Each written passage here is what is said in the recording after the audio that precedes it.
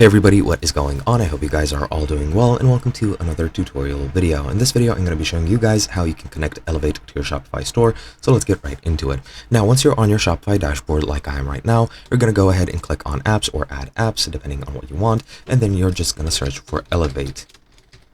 Just like so. As you can see, no results found, so we need to press enter and go into the Shopify app store. As you can see, you have the Elevate A/B testing price test, which you're going to click and use.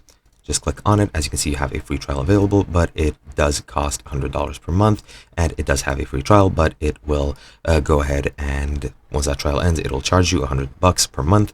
But all you have to do is click install if you can afford it. Then go ahead and grant the request to install once it opens up this dashboard window.